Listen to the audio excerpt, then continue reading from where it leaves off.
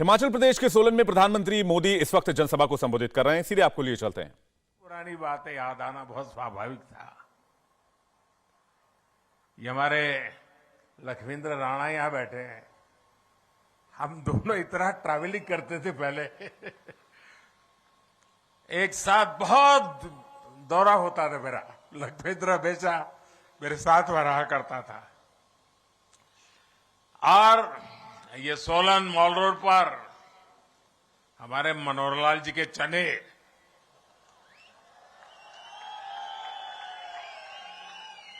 शायद ही मैं कभी यहां से गया हूं और मनोहर लाल जी के चने न खाए हो। ये हमारे राजीव बिंदल बैठे हैं, हमारे सोफत जी, वीरेंद्र कश्यप जी, मनोहर लाल सूरी जी, वैद्य राम कुमार बिंदल जी, अनेक पुराने साथी, सबके साथ कंधे से कंधा मिला के काम करने का अवसर मिला। हमारे रामानंद ठाकुर जी, JL शर्मा जी, गोकुलचंद मेहता जी, बहन रितु सेठी, अभी मुझे हेलीपैड पे मिलना हो गया। सबके साथ इतना काम करने का आनंद आया, अवसर मिला। और मैं अक्सर यहां सोलन रेस्ट हाउस में रुकना होता था मेरा, और मुझे याद है वहां एक हमारे खड़क बहादुर और दूसरा शायद सुंदर, ये दो चौकीदार हुआ करते थे। सोलन ने मुझे खूब खिलाया भी है और सोलन ने मुझे बहुत कुछ सिखाया भी है। और इसलिए मैं सोलन का डबल कर्जदार हूं। और इसलिए मुझे हिमाचल में डबल इंजन की सरकार आप सबसे आशीर्वाद से बनेगी, ये पूरा विश्वास है, आपके प्यार पर विश्वास है। साथियों, हिमाचल में बिताए लंबे समय की जो स्मृतियां, वो आज भी मुझे हिमाचल की तरफ खींचती है। और ऐसा बहुत कम मिलता है कि कोई ऐसा प्रधानमंत्री हो जो एक राज्य को इतनी बारीकी से जानता हो। ये मेरा सौभाग्य है कि मैं हिमाचल के हर गली मोहल्ले को जानता हूं। और इसलिए आपने भी देखा है कि मैं देश में रहूं या विदेश में, हिमाचल के साथ मेरा जो लगाव बना रहता है, न हिमाचल मुझे छोड़ता है न मैं हिमाचल छोड़ता हूं। आपको मालूम होगा कुछ दिन पहले मैं इजराइल गया था। तो इजराइल में मैं हिमाचली टोपी पहन करके कार्यक्रम में गया, तो लंबे अरसे तक चर्चा चली, कहां इजराइल और ये मोदी जी हिमाचल में की टोपी पहन करके इजराइल में घूम रहे हैं। अभी कुछ महीने पहले जब मेरी नेपाल के प्रधानमंत्री जी से मुलाकात हुई, तो मैंने उन्हें कांगड़ा की राधा कृष्ण की पेंटिंग उपहार के तौर पर दी थी। और दादा ऐसा ही नहीं है कि मैं ही हिमाचली वस्तुओं का उपहार सबको देता हूं, हिमाचल के लोग भी तो मुझे इतने सारे उपहार देते हैं। अब जैसे 2-3 सप्ताह पहले जब मैं केदारनाथ जी में था, दिवाली के एक दिन पहले, तो जो चोला डोरा मैंने पहना था, वो चोला डोरा मुझे हिमाचल की एक बहन ने भेंट किया था। और तब मैंने उनसे कहा था कि मैं किसी ठंडे कार्यक्रम में, ठंडी होगी जहां जाना होगा, मैं जरूर आपका एक जो गिफ्ट भी मुझे दिए मैं जरूर पहनूंगा। और मैंने पहना केदारनाथ में। देखिए, हिमाचल के लोगों का स्नेह अमूल्य है। इस ऋण को भी कभी मैं चुका नहीं सकता जी। मैं बार बार कोशिश करता रहूंगा, लेकिन हिमाचल का विकास करके, हिमाचल के लोगों का जीवन आसान बनाकर मैं अपना ये दायित्व निभाने के लिए हर पल तैयार हूं।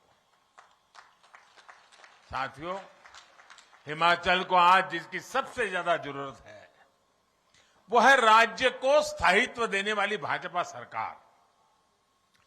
भारत ने 80 के दशक के बाद से 3 दशक तक, 30 साल हमारे बर्बाद हो गए। आपने देखा होगा दिल्ली में अस्थिरता रही, सरकारें आती थी, जाती थी, आती थी, जाती थी। बार बार चुनाव होते थे, हजारों करोड़ रुपए का बर्बादी होती थी। न नीतियों में स्थिरता, सारा माहौल बिगड़ चुका था। इतना बड़ा देश, कई बार चुनाव हुए, देश का हजारों करोड़ रुपए का व्यय हो गया भाइयों। अगर यही स्थिति बनी रही, इस अस्थिरता के समय देश नीति के मामले में, निर्णयों के मामले में, विकास के मामले में पिछड़ गया और दुनिया भारत की तरफ से उदासीन हो गई। फिर देश के लोगों ने तय किया कि जब तक दिल्ली में स्थिर सरकार नहीं आती है, मजबूत सरकार नहीं आती है, भारत का भाग्य नहीं बदलेगा। और इसका नतीजा ये हुआ कि आप सबने, पूरे हिंदुस्तान ने 2014 में हमें इतने आशीर्वाद दिए और हमने भी आपने जो जिम्मा दिया उसको 2014 से 2019 दिन रात मेहनत करके आपकी अपेक्षाओं को पूरा करने में कहीं पीछे नहीं रहे। और उसका परिणाम यह हुआ कि 2019 में दोबारा आपने आशीर्वाद दिया। साथियों, हमारे देश में जो छोटे छोटे राज्य हैं, वहां भी अस्थिर सरकारों का लंबा दौर रहा है। छोटे राज्यों ने इसका बहुत नुकसान उठाया है। लेकिन बीते वर्षों में हमारे पड़ोस में उत्तराखंड हो, गोवा हो, मणिपुर हो, अनेक ऐसे छोटे राज्य, उन्होंने अब स्थिर सरकार की तरफ अपना मुंह मोड़ लिया है और पूरी तरह सरकार को दोबारा लाना। और भाजपा सरकारें आज छोटे राज्यों में दोबारा जीत करके आ रही है। इतना ही नहीं, उत्तर प्रदेश में भी यही परंपरा हो गई थी, वहां के लोगों ने रिवाज बदल दिया, उत्तर प्रदेश में भी योगी जी की दोबारा सरकार ला दी। स्थिर सरकार में विकास भी तेज होता है और जनता के प्रति, अपनी जवाबदेही के प्रति भी सरकार गंभीर रहती है। जहां हर 5 साल में सरकार बदलने का ट्रेंड रहता है, वहां सरकारों में भी यही रहता है कि भाई क्या करना है, काम करो, कोई करने की जरूरत नहीं है। 5 साल के बाद तो हिमाचल वाले बदल देते हैं। इसके कारण वो भी चुनने के बाद उनको मालूम है फिर से जीतना नहीं है, तो वो कुछ करते भी नहीं है। इसलिए भी स्थिर सरकार के प्रयोग करने की बहुत आवश्यकता है भाइयों। तो मुझे खुशी है कि हिमाचल में जयराम जी की सरकार ने जो विश्वास हासिल किया है, उनकी पूरी टीम ने 5 साल के लिए जो काम किया है, उसी का नतीजा है कि मेरी आज ये दूसरी सभा है। इन दोनों सभाओं को कोई भी देख ले, बीजेपी की सरकार बनाना हिमाचल की जनता ने तय कर लिया है भाई। हिमाचल में भाजपा सरकार अपने कार्यों का हिसाब भी दे रही है और सरकार में वापसी के लिए भी उतनी ही प्रतिबद्ध है। और साथियों, हम ये भी समझना होगा कि अस्थिरता से फायदा किसका होता है। कांग्रेस के वर्षों के शासन में हमारे यहां ऐसे अनेक स्वार्थी तत्व और ऐसे अनेक समूह पैदा हुए, वेस्टेड इंटरेस्ट ग्रुप पैदा हुए, जो भारत को अस्थिर देखना चाहते हैं, जो हिमाचल जैसे राज्यों को अस्थिर देखना चाहते हैं, और इसलिए वो स्थिर सरकार होने ही नहीं देते, हवा फैला देते हैं। देश के छोटे छोटे राज्य हमेशा इन स्वार्थी समूहों के निशाने पर रहे हैं। कुछ झूठे वायदे करके, कुछ सीटें जीतकर ये स्वार्थी समूह सरकारों में आकर सिर्फ अपने हित साधते रहते हैं। ये लोग खुद को कट्टर ईमानदार कहते हैं, लेकिन सबसे बड़े भ्रष्टाचारी यही होते हैं। ये लोग समाज को तोड़ने के लिए, देश की एकता को तोड़ने के लिए साजिशें रचते हैं। हिमाचल को ऐसे हर स्वार्थी समूह से खुद को बचाकर रखना है, इनके खेल से खुद को बचाकर रखना है। आप देखिए साथियों, केंद्र में स्थिर सरकार बनी तो देश ने ऐसे ऐसे निर्णय लिए जिनका इंतजार देशवासियों को बरसों से था। जब केंद्र में स्थिर सरकार बनी तो भ्रष्टाचार और भ्रष्टाचारियों के खिलाफ निर्णायक लड़ाई शुरू हुई। जब केंद्र में स्थिर सरकार बनी तो आतंकवाद, नक्सलवाद काबू में आए, नॉर्थ ईस्ट में शांति स्थापित हुई। इसलिए स्थिर सरकार 21वीं सदी के भारत की जरूरत है और उसमें बड़ी भूमिका देश के छोटे राज्य की भी है। साथियों, हिमाचल के लोग जानते हैं कि भाजपा किस तरह यहां के विकास के लिए गंभीरता से काम कर रही है। हम पहाड़ के लोगों की सुविधाएं बढ़ाने पर, रोजगार के अवसर बढ़ाने पर, यहां के औद्योगिक विकास पर, टूरिज्म बढ़ाने पर हम विशेष ध्यान दे रहे हैं। इसलिए नालागढ़ में मेडिकल डिवाइस पार्क और ऊना में बल्क ड्रग पार्क बनाए जा रहे हैं। हिमाचल में लगने वाले हर प्रोजेक्ट में 100 में से 90 रुपये आज केंद्र की भाजपा सरकार दे रही है। भाइयों, Bharat pharmacy of the world अगर ये है तो इसमें हिमाचल की हिस्सेदारी कई गुना बढ़े, हम ये प्रयास कर रहे हैं। साथियों, बद्दी, बरोटीवाला, नालागढ़, परवाणु, चंबाघाट, इस पूरे औद्योगिक क्षेत्र को विस्तार देना डबल इंजन की सरकार की प्राथमिकता है। टूरिज्म उद्योग हो या फिर खेती से जुड़े उद्योग हो, इसके लिए आवश्यक आधुनिक इंफ्रास्ट्रक्चर पर अभूतपूर्व बल दिया जा रहा है। बिलासपुर में एम्स के बनने से इस क्षेत्र में मेडिकल टूरिज्म भी बहुत बल मिलने वाला है, बहुत ताकत आने वाली है। परवाणु, सोलन, कैथलीघाट, शिमला, इस बाईपास से यहां के पर्यटकों को सुविधा होने वाली है। पिंजौर, बद्दी, नालागढ़ 4 लेन का काम जब पूरा हो जाएगा तो औद्योगिक क्षेत्र को बेहतर कनेक्टिविटी मिलेगी। साथियों, सोलन से लेकर शिमला तक ये पूरा क्षेत्र वैसे भी शिक्षा और स्वास्थ्य के एक बड़े हब के रूप में विकसित हो रहा है। डबल इंजन सरकार इसी ताकत को बढ़ावा देगी ताकि हिमाचल आत्मनिर्भर बने, हिमाचल विकसित बने। भाइयों और बहनों, सोलन हो, शिमला हो, सिरमौर हो, ये फल और सब्जी की टोकरी कहे जाते हैं। यहां अधिकांश छोटे किसान हैं, छोटे बागवान हैं। कांग्रेस के लोग किसानों और बागवानों को लेकर बड़ी बड़ी बातें करते रहते हैं, लेकिन कांग्रेस का इतिहास हमेशा नागरिकों को धोखा देना, युवाओं को धोखा देना, बहन बेटियों को धोखा देना, वैसे ही किसानों को भी धोखा देना। कांग्रेस ने कभी देश के छोटे किसानों की परवाह नहीं की।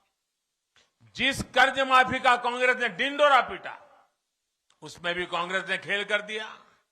उसका लाभ छोटे किसानों को बिल्कुल हुआ नहीं, नाम मात्र का भी नहीं हुआ। जबकि भाजपा सरकार छोटे किसानों की हर जरूरत को ध्यान में रखते हुए काम कर रही है। पीएम किसान सम्मान निधि के माध्यम से हिमाचल के किसानों के बैंक खातों में सीधे 2000 करोड़ रुपए ट्रांसफर किए। 2000 करोड़ रुपए इस छोटे से राज्य के अंदर, और इसका लाभ हिमाचल के 9 लाख से ज्यादा छोटे किसानों को हुआ है। 9 लाख किसानों के जेब में 2000 करोड़ रुपया पहुंचना यानी उनके जीवन में एक बहुत बड़ा बदलाव की ताकत लेके आता है। साथियों, हम हिमाचल के फल सब्जी सेक्टर में सहकारिता को बढ़ावा देने पर भी फोकस कर रहे हैं।